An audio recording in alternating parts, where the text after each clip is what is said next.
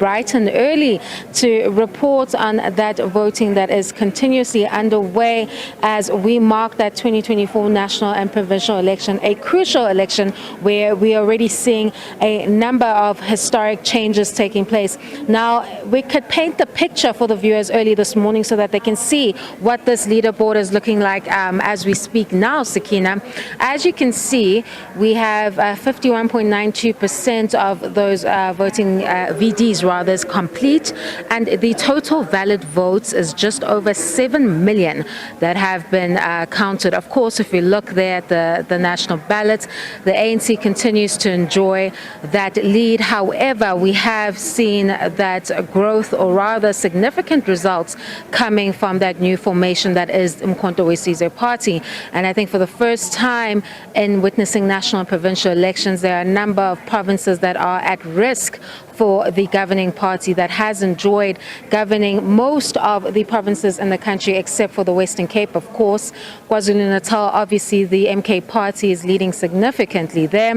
Gauteng seems to be at risk as well as the Northern Cape. So interesting times in the country as we witness this changing political landscape, and we see even in Mpumalanga, the MK party is set to be the official opposition party there. So a number of historic changes as we look at that leaderboard this morning. But that's not the only thing we can look forward to this morning as we speak, Sakina.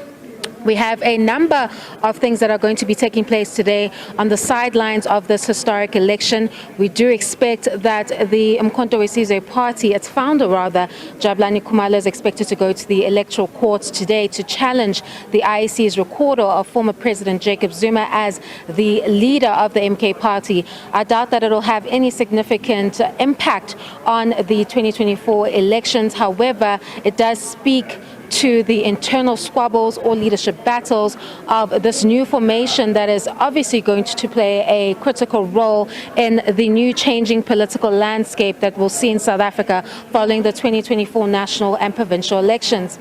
Then, of course, later today at 2 p.m., Sakina, we can expect that the Human Sciences Research Council will be presenting the results of that satisfaction survey following the 2024 national and provincial elections. We know that they needed a 60% threshold to give us the sentiment or the data on the ground as to how people are responding to the IEC as well as the elections that have been conducted in May this year.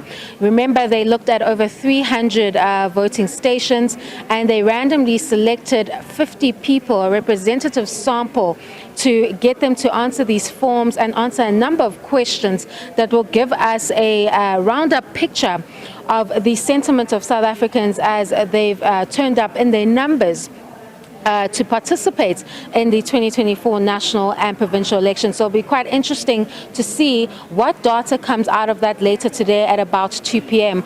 But of course, the SABC News team will be on the ground in various provinces and the results center to give you all of those details as we continue to record this historic moment of the 2024 national and provincial elections. Over to you in studio.